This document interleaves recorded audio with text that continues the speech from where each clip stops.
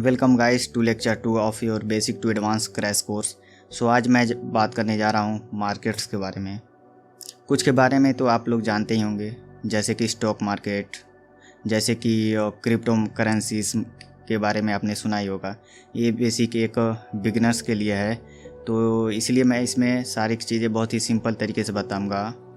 आपने अभी तक यही सुना होगा कि एक ही तरीके की मार्केट होती है, जैसे कि स्टॉक मार्केट है, जैसे कि जिसमें कि हम कंपनी के शेयर खरीदते हैं, सस्ते में खरीदते हैं और महंगे में जाकर बेच देते हैं, यानी कि सेल कर देते हैं। इसके अलावा भी दुनिया में कई तरीके की ट्रेडिंग होती हैं और इन कई तरीके की ट्रेडिंग में से मैं कुछ के बारे में बात करूँगा जो कि आपके रियल लाइफ में यूज़ आएंगी।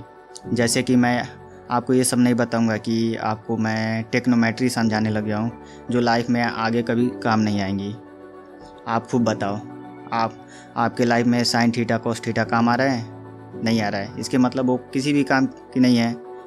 इसी तरीके से मैं आपको उन्हीं मार्केट के और उन्हीं पोजीशंस और उन्हीं मार्केट के स्पेसिफिक एरिया को बताऊंगा जो आपके ट्रेडिंग के टाइम काम आएंगी। नॉलेज के टाइम नहीं, आपको किसी को एक्सप्लेन नहीं करना है कि ये मार्केट कैसी जा रही है कैसी नहीं जा रही है। आपको प्रॉफिट के लिए काम करना है। ये आप मेरे लिए है कि मुझे खुद एक्सप्लेन करना है। अगर आप एक्सप्लेनिंग के लाइन में जाना चाहते हैं तो मैं ठीक है, मैं सब कुछ बता दूंगा, ओके।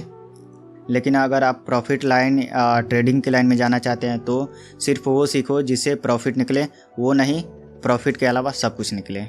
मैं बात करने जा रहा हूँ 3 मार्केट्स के बारे में। सभी मार्केट्स के बारे में से जो सबसे पहले आती है स्टॉक और शेयर मार्केट, एंड सेकंड आती है फॉरेन एक्सचेंज मार्केट जिसे हम फॉरेक्स बोलते हैं, and third and most popular है आज के टाइम पे क्रिप्टो करेंसीज एंड यानी कि क्रिप्टो मार्केट।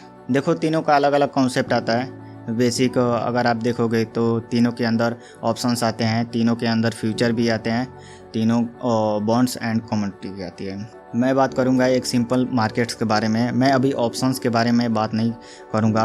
आपको मैं बताऊंगा कि वर्ड्स ऑप्शन का जो मैं वर्ड यूज़ कर रहा हूँ ये बिगिनर के लिए एक नया वर्ड है। जो थोड़ा बहुत जानते हैं उनको पता है, बट एज अ बिगिनर के लिए लेवल पे समझने के लिए आप समझ सकते हैं इसे। तो मैं सबसे पहले बात करना चाहता हूँ सबसे सिंपल तरीके से स्टॉक मार्केट्स के बारे में। स्टॉक मार्केट बेसिक एक ऐसी मार्केट होती है जो हर एक कंट्री के अंदर अलग होती है, यानी कि अपनी कंट्री के, मान लीजिए हमारी कंट्री के अंदर कंपनीज़ हैं, छोटी से बड़ी कंपनीज़ हैं।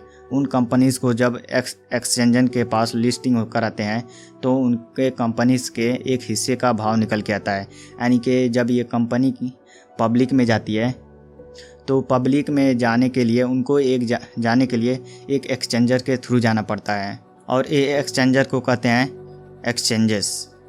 जस्ट एग्जांपल मैं आपको बताऊं, हमारे देश में 2 एक्सचेंजेस हैं जो कंपनीज़ के शेयर को बांटते हैं और पब्लिक करते हैं। अगर आप कोई शेयर खरीदने जा रहे हो तो आपको डायरेक्ट कंपनी से नहीं मिल रहा है, वो किसी एक्सचेंजर के थ्रू मिलेगा।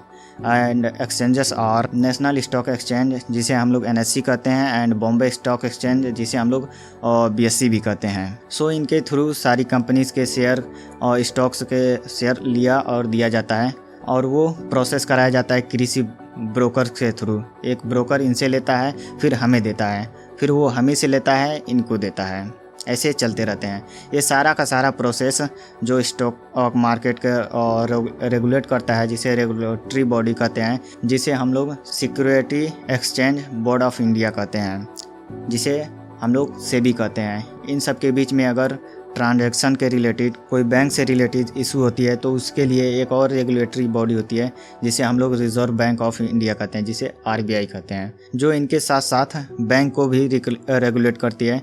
जो हम अपने प्रॉफिट निकालकर बैंक में डालते हैं तो वही चेक करती है कि क्या ये प्रॉफिट सही तरीके से बनाया गया है या नहीं बनाया गया है। जब हम स्टॉक मार्केट में अंदर होते हैं तब सेबी काम करती है, जब हम बैंक के अंदर होते हैं तब RBI काम करती है।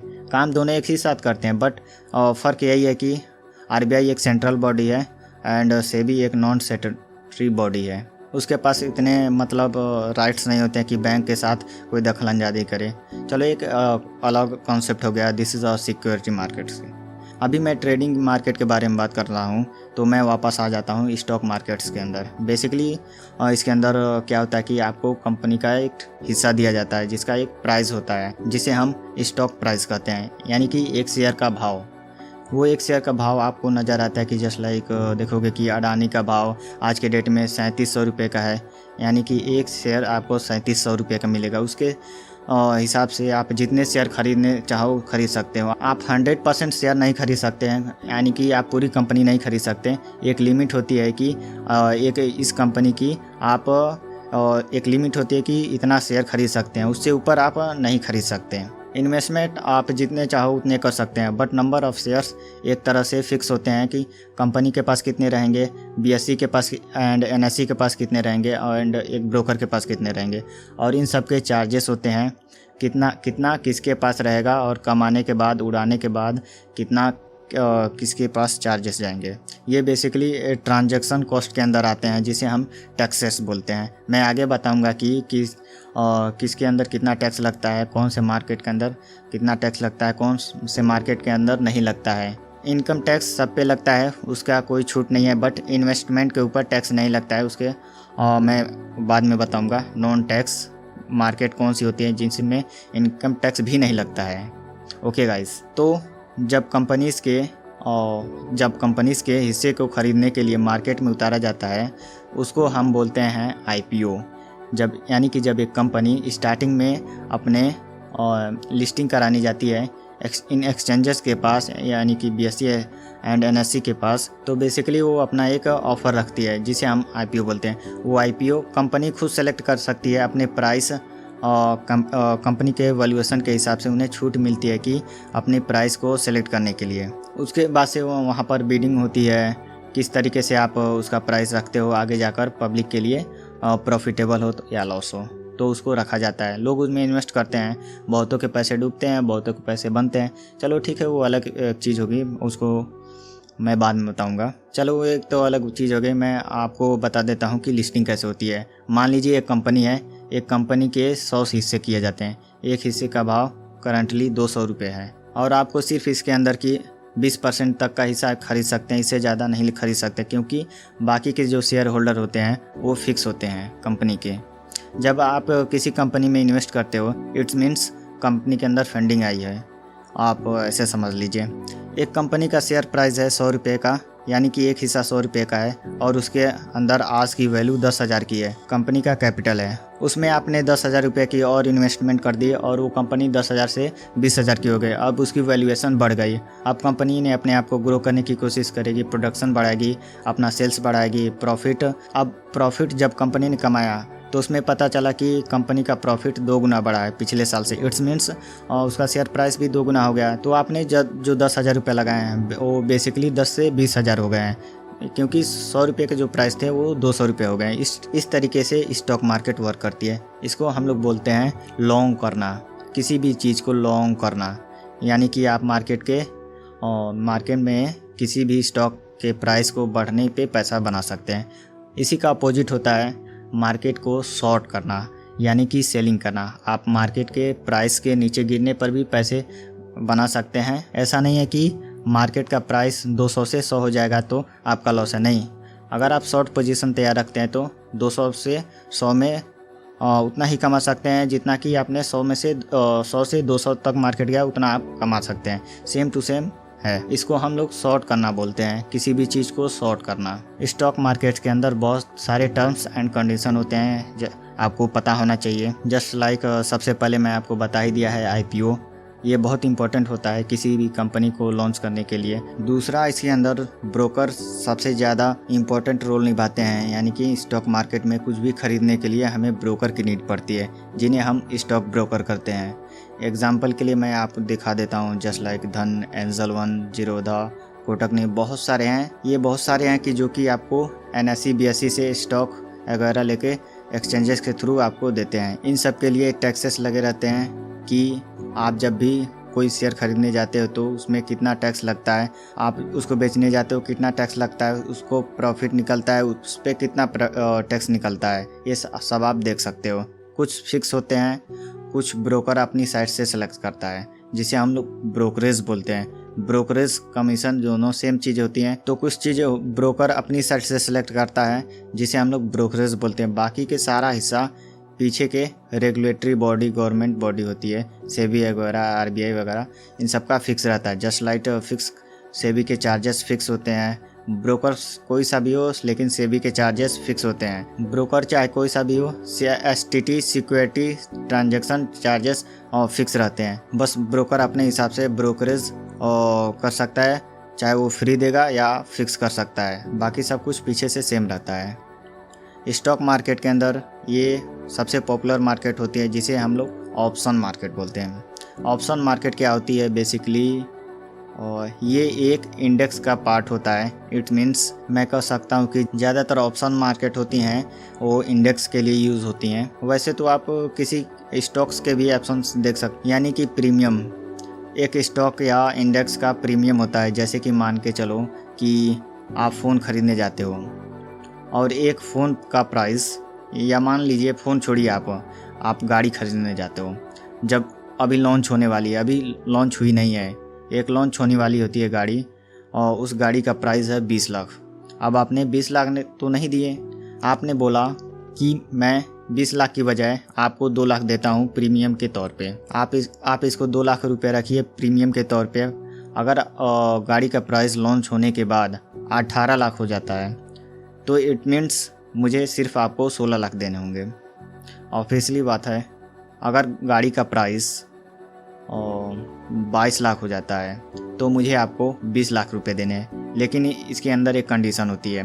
ये कंडीशन पहले बोली जाती है, अगर गाड़ी का प्राइस 20 लाख से ज़्यादा होता है, ये जो मैंने 2 लाख दिया हुआ है ये मैंने आपको प्रीमियम के तौर पे दिया है, तो अगर ज़्यादा हो जाता है तो आप इसका यूज़ करना, मैं बाकी आपको लीज़ के तौर पे दूंगा। तो जो ये बाकी के 2 लाख रुपए होते हैं, दिस इज़ अ प्रीमियम। ये एक्स्ट्रा होता है, आप प्रॉफिट में रहते हैं, या तो प्रॉफिट में या कॉस्ट टू कॉस्ट, ये 2 चीज़ें होती हैं। सो बेसिकली प्रीमियम्स इंडेक्स के अंदर होती हैं। इंडेक्स मार्केट कौन सी होती हैं? इंडेक्स मार्केट होती हैं जो group of stock, group of bank, group of commodity, इन सबको ग्रुप किया जाता है एक स्पेसिफिक नंबर के हिसाब से। जस्ट लाइक मैं आपसे बात करना चाहता हूँ कि इंडिया की टॉप 50 कंपनीज को मैं ग्रुप करना चाहता हूँ। तो जो ये टॉप 50 कंपनी है यानी जिसकी कैपिटलाइजेशन, जिसकी वैल्यू बहुत ज़्यादा है, तो जो ये 50 की नंबरिंग के अंदर आती हैं, उन इंडेक्स को हम बोलते हैं निफ्टी 50। सो बेसिकली निफ्टी 50 हमारा इंडेक्स होता है इंडिया की टॉप 50 कंपनीज के अंदर। इसी तरीके से फॉरेन की, अमेरिका की 500 कंपनी टॉप पे आती है, उसे S&P 500 कहते हैं। ऐसे हर कंट्री में होता है।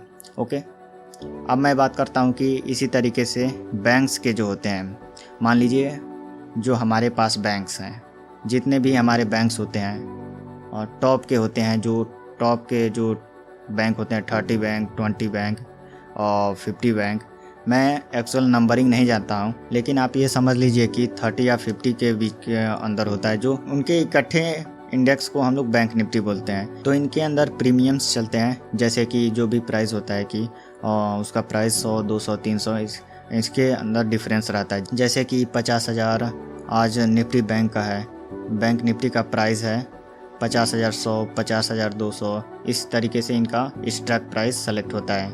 इस तरीके से इनके प्रीमियम होते हैं। 50,100 का प्रीमियम लेते हो या 50,200 का प्रीमियम लेते हो, तो 100 रुपये का जो डिफरेंस मैंने आपको गाड़ी के एग्जांपल के हिसाब से समझाया है, सेम है। अगर आप एग्जैक्ट प्राइस पे करते हो तो उसे हम लोग बोलते हैं ऐड द मनी।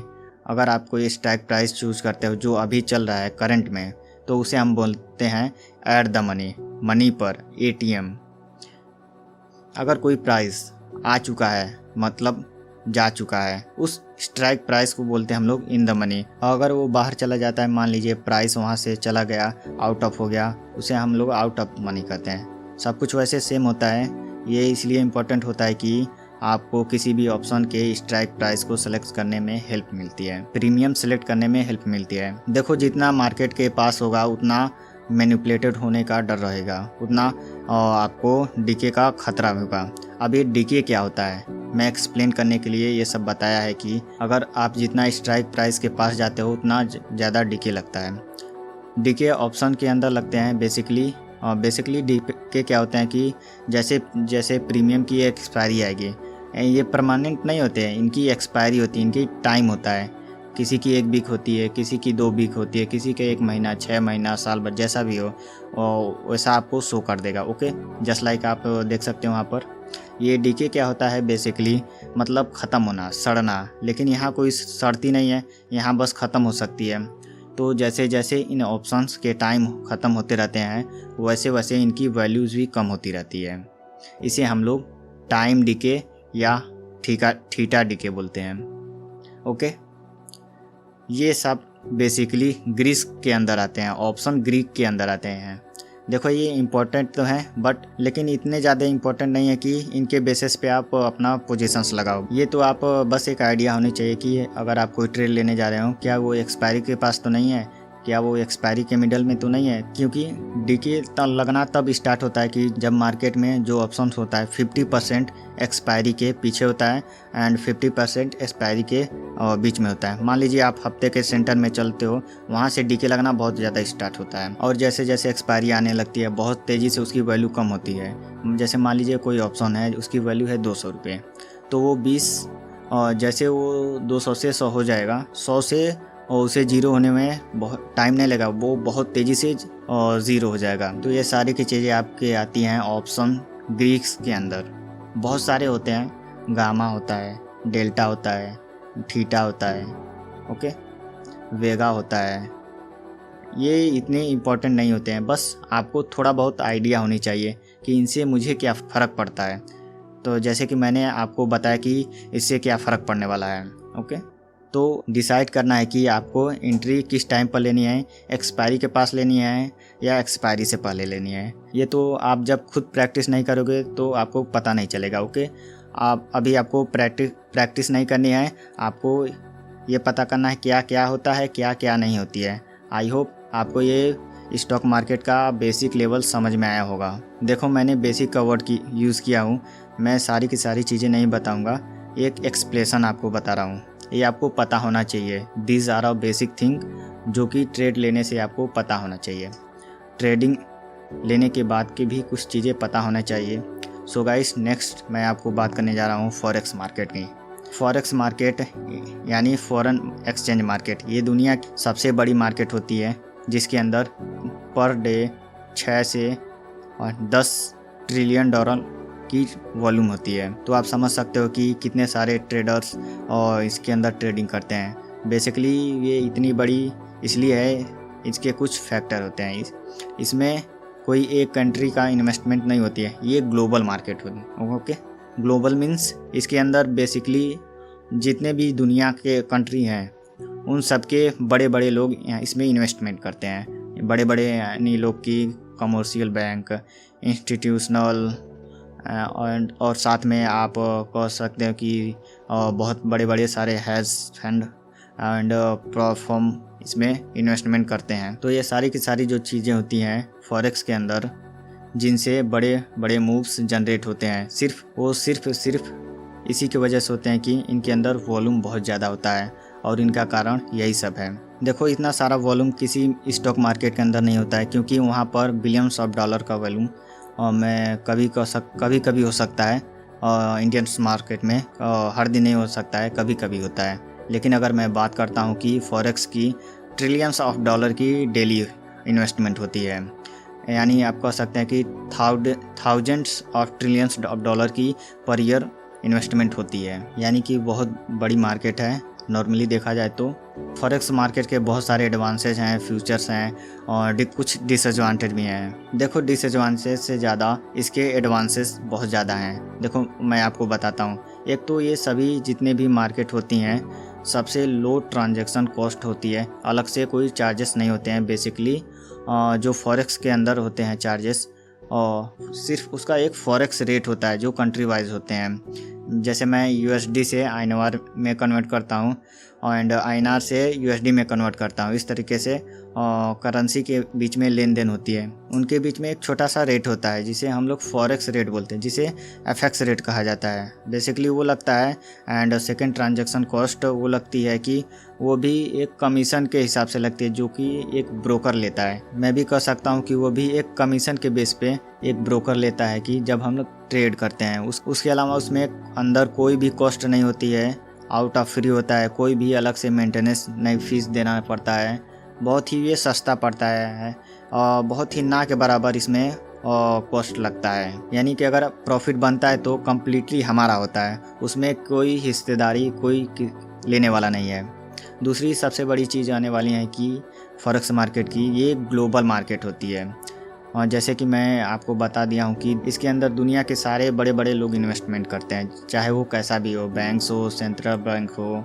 तो इसके अंदर बेसिकली कह सकते हैं कि बड़े बड़े मूव जनरेट होते हैं और इसी वजह से हम इसे डिसेंट्रलाइज मार्केट कहते हैं। इसको कोई कंट्रोल नहीं कर सकता, लाइक ब्लॉकचेन जैसे बिटकॉइंस का होता है, जैसे बिटकॉइन को कोई कंट्रोल नहीं कर सकता, इसी तरीके से ये भी होते हैं, इसको कोई भी कंट्रोल नहीं कर सकता। कंट्रोल सिर्फ अपने देश की करेंसी को करा जा सकता है, पूरी मार्केट को नहीं। सो इसलिए ये भी डिसेंट्रलाइज मार्केट का हिस्सा होता है जिसे कोई भी कंट्रोल नहीं कर सकता। दूसरी चीज़, इसके अंदर वॉल्यूम तो होते ही हैं, साथ में वोलेटिलिटी वही बहुत ज़्यादा होती है, एकदम बड़ से बड़े बड़े मूव जनरेट हो जाते हैं। वो इसीलिए देखने को मिलते हैं कि इसके अंदर किसी भी टाइम कोई भी देश अपने ट्रेडिंग हावर्स के आवर में कभी भी बड़े बड़े मूव जनरेट कर देता है, कि यानी कि बड़े बड़े इन्वेस्टमेंट कर देता है। तो इसीलिए इसमें बड़े बड़े मूव अधिकतर देखने को मिलते हैं। और चौथी सबसे इम्पोर्टेंट चीज़ इसकी आती है कि ये 24 हावर्स चलती रहती है, मंडे टू फ्राइडे तक। सैटरडे संडे क्लोज रहती है, लेकिन मंडे टू फ्राइडे 24 हावर्स चलती है।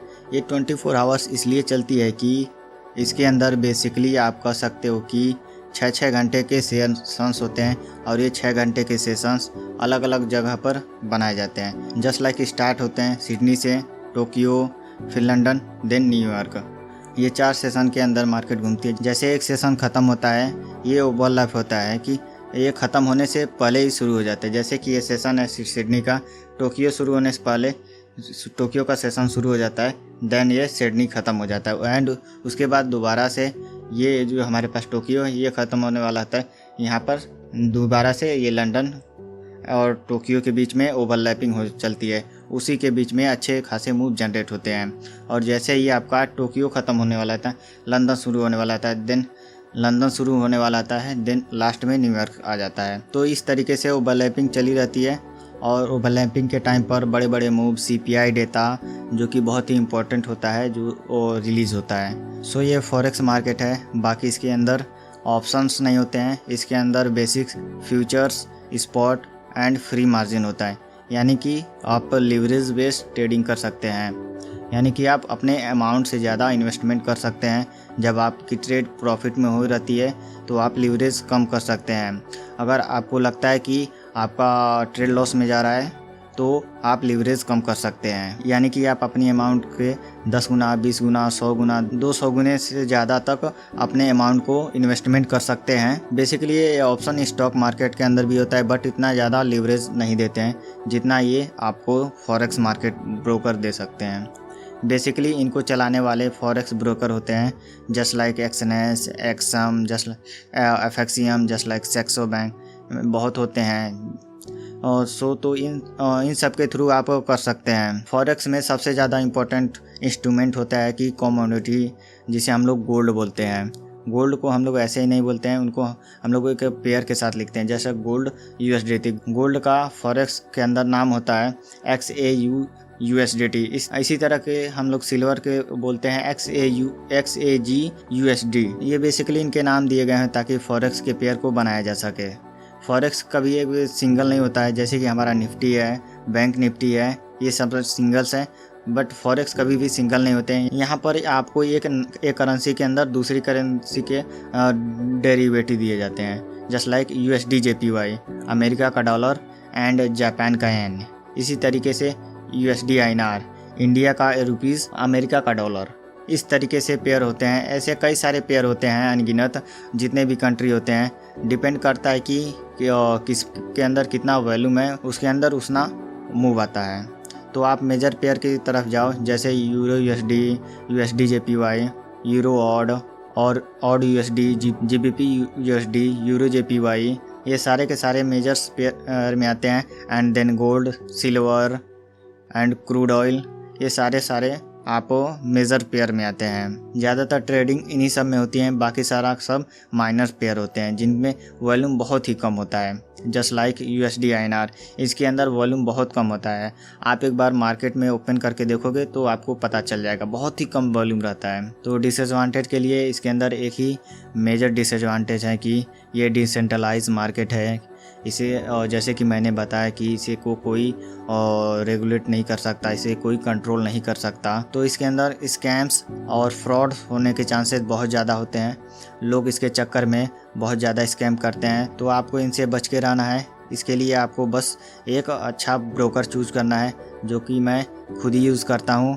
आप देख सकते हैं इसको, आप इसको टेस्टिंग पर्पस के लिए यूज़ कर सकते हैं। और बाकी कोई भी अगर आपको इंडिविजुअली कहता है कि मैं आपको फॉरेक्स ट्रेडिंग कराऊंगा इसके थ्रू, वो समझ लीजिए आप वो एक स्कैमर है। क्योंकि कभी भी कोई भी सामने से आपको ये नहीं कहेगा कि मैं फॉरेक्स ट्रेडिंग कराऊंगा।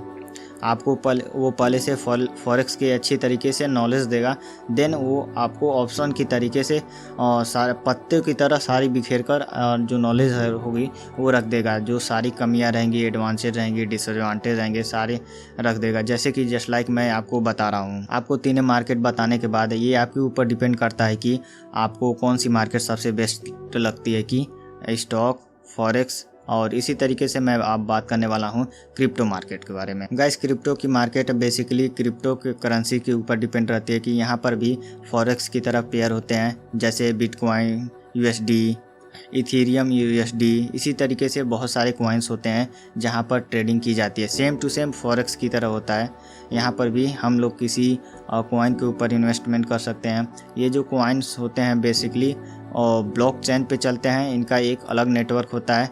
ये भी एक डिसेंट्रलाइज मार्केट होती हैं। सो क्रिप्टो करेंसीज के अंदर बेसिकली सारा का सारा सब कुछ सेम होता है कि अगर फॉरेक्स ब्रोकर है उसमें भी क्रिप्टो में ट्रेड कर सकते हैं।